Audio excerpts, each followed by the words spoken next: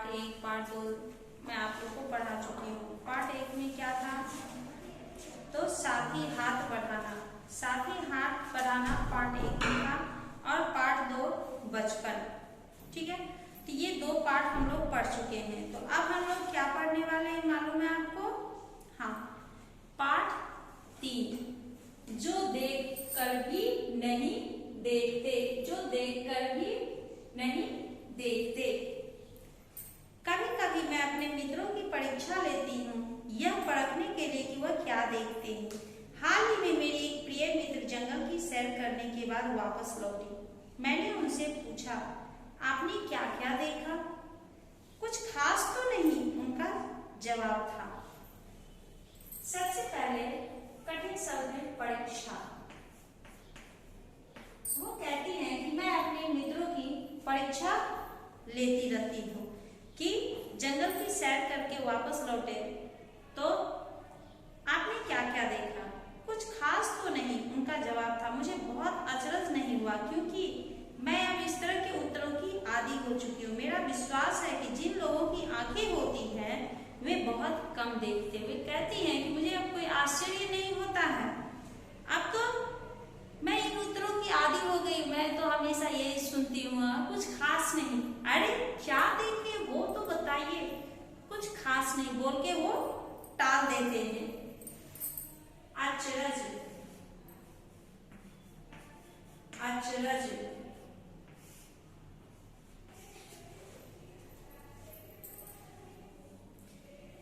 मेरा विश्वास है, वो कहती हैं कि मेरा विश्वास है कि जिन लोगों की आंखें होती हैं वे बहुत ही कम देखते हैं।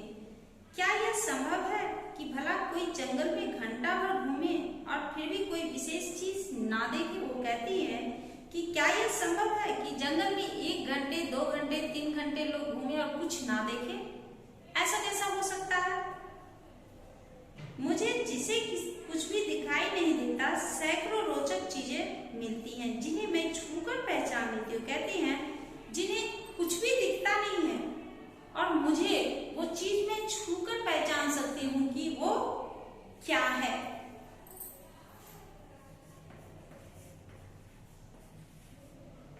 वो कहती हैं कि मैं उसे छूकर पहचान सकती हूँ कि वो चीज आखिर क्या है।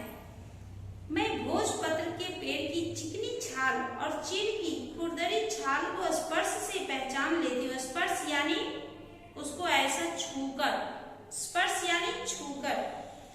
भोजपत्र के पेड़ की चिकनी छाल, छाल,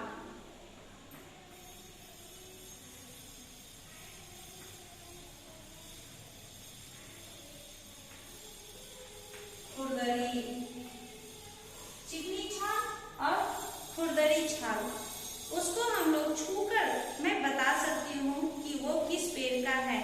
वसंत के दौरान मैं टहनियों में नई कलियां खोजती हूँ। वसंत के दौरान मैं टहनियों में नई नई कलियां ढूंढती हूँ।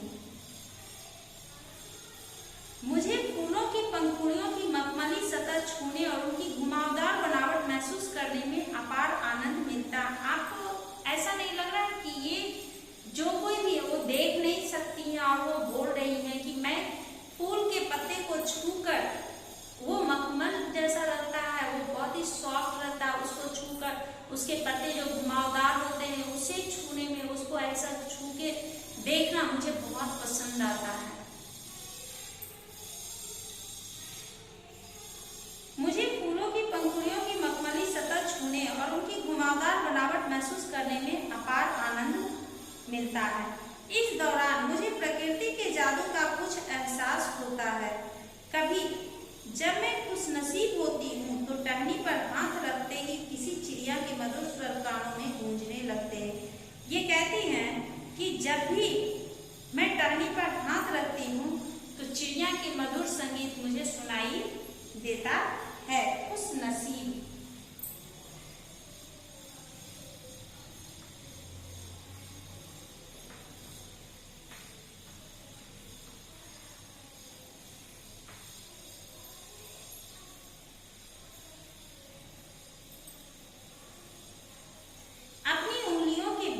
झरने के पानी को बहते हुए महसूस कर मैं आनंदित हो उठती हूँ।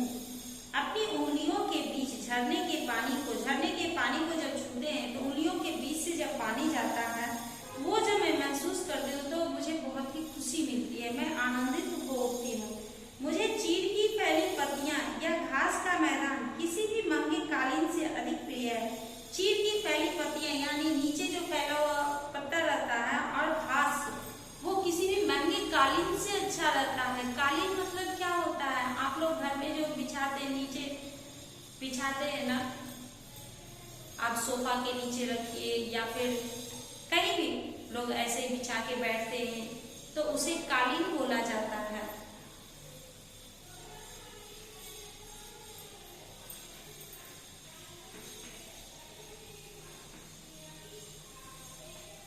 तो वो कहती हैं कि वो घास जो है मुझे किसी महंगे कालीन से बेहतर लगता है। बदलते हुए मौसम का समा मेरे जीवन में एक नया रंग और खुशियां भर जाता है। कभी कभी मेरा दिल इन सब चीजों को देखने के लिए मचल होता है। कभी कभी कहती हैं मेरा दिल जो है इन सब चीजों को देखने के लिए मचल होता है। काश मैं देख पाती, काश मैं देख पाती।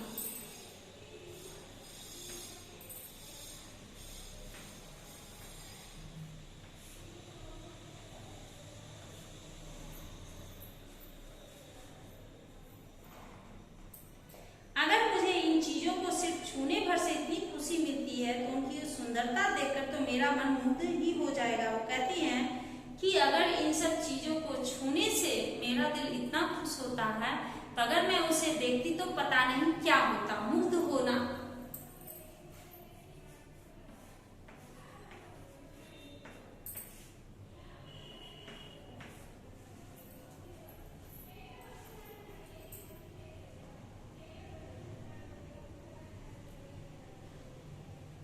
परंतु जिन लोगों की आंखें हैं वे सचमुच बहुत कम देखते हैं। इस दुनिया के अलग अलग सुंदर रंग उनकी संवेदना को नहीं छूते। मनुष्य अपनी क्षमताओं को कभी कदर नहीं करता। मनुष्य अपनी क्षमताओं की कभी कदर नहीं करता। वह हमेशा उस चीज की आस लगाए रहता है जो उसके पास नहीं है। मनुष्य की अपनी क्षमता जो अपने पास है उसकी वो कभी कदर नहीं करता है, कुछ भी पता ही नहीं चलता उसके पास क्या है, लेकिन वह हमेशा उस चीज की आस लगाए रहता है, उस चीज को ध्यान में रखता है जो उसके पास नहीं। काश वो मेरे पास होता। तुम्हारे पास क्या है वो देखो, दूसरे के पास क्या वो नहीं देखना है, तुम्हारे पास क्या है वो देखना है। संवेदना, संवेदना, क्षमता, क्षमता, आस,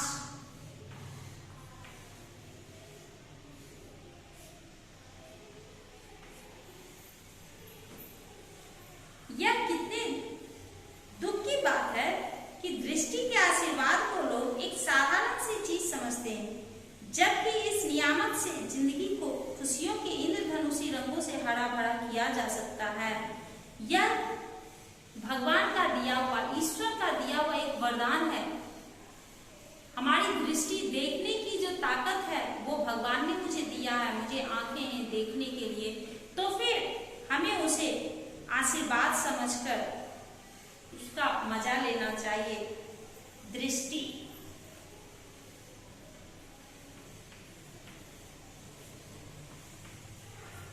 आशीर्वाद,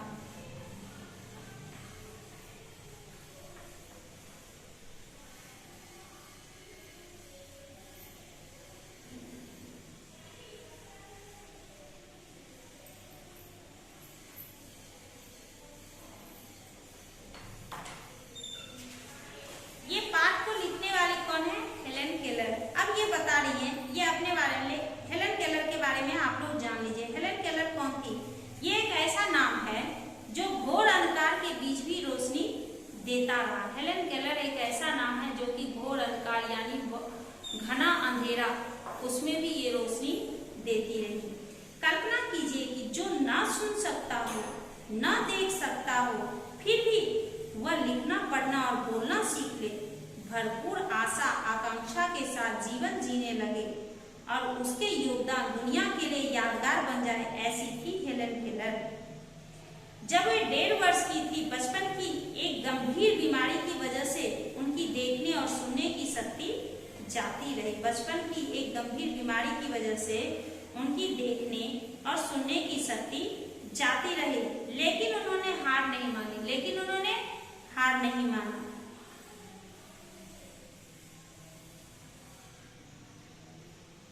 कॉलेज के दिनों में ही प्रकाशित अपनी आत्मकथा स्टोरी ऑफ लाइफ में वे लिखती हैं, मुझे ये तो याद नहीं कि ऐसा कैसे हुआ, लेकिन ऐसा लगता था कि रात कभी खत्म क्यों नहीं होती और सुबह क्यों नहीं आती। दुनिया की सभी भाषाओं में इस किताब के अनुवाद हुए हैं। इसके अलावा भी उनकी 10 पुस्तकें और सैकड़ों लेख प्रकाशित हुए। उन्होंने दुनिया भर में घूम कर अपने जैसे लोगों के अधिकार और विश्व शांति के लिए काम किया। हेलन केलर भारत भी आई थी। हेलन केलर जो थी स्टोरी ऑफ लाइफ में वे लिखती हैं कि मुझे यह तो याद नहीं कि ऐसा कैसे हुआ, लेकिन ऐसा लगता था कि रात कभी खत्म ही नहीं हुई। वो चाहती थी कि रात खत्म हो, सुबह हो, लेकिन उनके जीवन में ऐसा नहीं हुआ। उनके जीवन में हमेशा रात ही रहा। अब आप कहोगे टीचर रात तो दिन होता है ना रात होता है। हाँ, हमारे लिए रात होता है, दिन होता है, तुम्हारे लिए रात होता है। जो नहीं देख सकता है उनके लिए तो दिन रात एक जैसा है, उनके लिए तो सब कुछ अंधेरा। आप आंख बंद कर लो तो आपको दिन पता चलेगा, रात पता चलेगा, नहीं पता चलेगा। आंख बंद करके देखो, क्या दिन है कि रात है, कुछ नहीं मालूम है। फिर तो हेलन केलर के साथ ऐसा ही हुआ। अब हम लोग बढ़ते हैं प्रश्नोत्तर की तरफ। ठीक है बच्चों, एक बार इसे पढ़ लिया जाए। परीक्षा, अचरज, रोचक, छाल, खुरदरी, खुशनसीब, कालीन, मचल, मुग्ध, संवेदना, क्षमता, आस, दृष्टि, आशीर्वाद,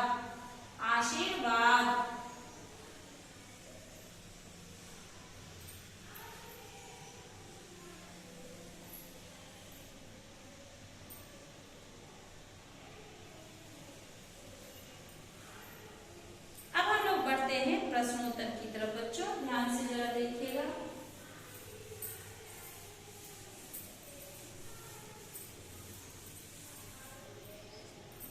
प्रश्नोत्तर,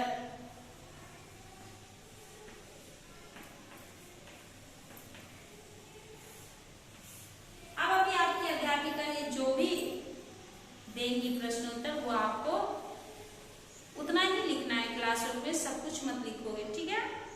सुनिए, बोलिए। जिन लोगों के पास आंखें हैं वे सचमुच बहुत कम देखते हैं। हेलन केलर को ऐसा क्यों लगता था? दूसरा, जो लोग आंखों से देख नहीं पाते वे दूसरों के द्वारा देखी गई चीजों की प्रशंसा सुनकर क्या सोचते होंगे?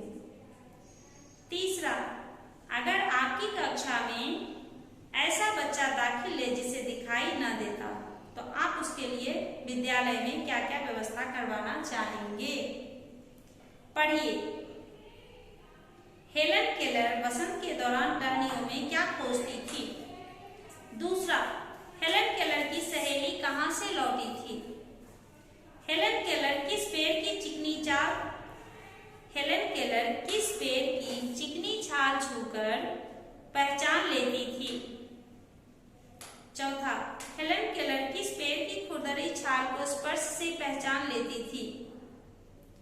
मनुष्य हमेशा किन चीजों की आस लगाए रहता है जो उसके पास नहीं है? जो उसके पास नहीं है उसकी आस लगाए रहता है। उसके पास क्या है वो उसे नहीं जानता है, उसे नहीं पहचानता है कि मेरे अंदर क्या है, मेरे पास क्या है, वो नहीं देखता है। वो दूसरों के पास क्या है उसे वही दिखाई देता है। अब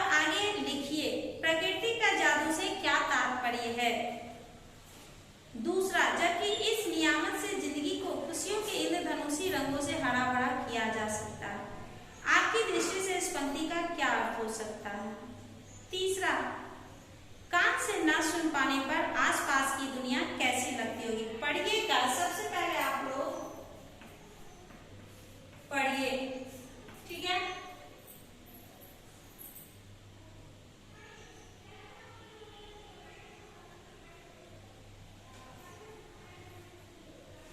ये सभी एक एक लाइन का क्वेश्चन आंसर है, आप लोग लिखोगे। एक एक लाइन का है बच्चों, ठीक ना? आप लोग लिख लोगे ना? हाँ, लिखिएगा।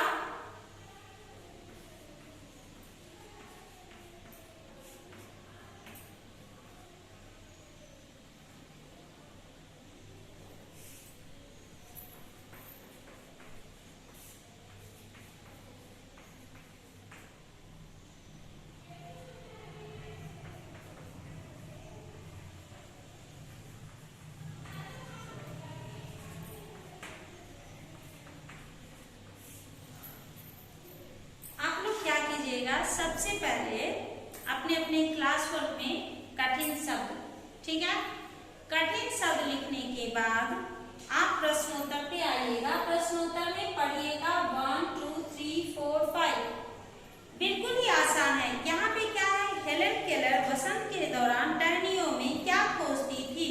तो वसंत के दौरान टहनियों में नई कलियां खोजती थी, नई कलियां खोजती थी।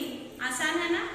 दूसरा, हेलेन केलर की सहेली कहाँ से लौटी थी? जंगल की सैर करके लौटी थी। हेलेन केलर की सहेली जंगल की सैर करके लौटी थी। फिर हेलेन केलर किस पेड़ की चिकनी छाल छूकर पहचान लेती थी?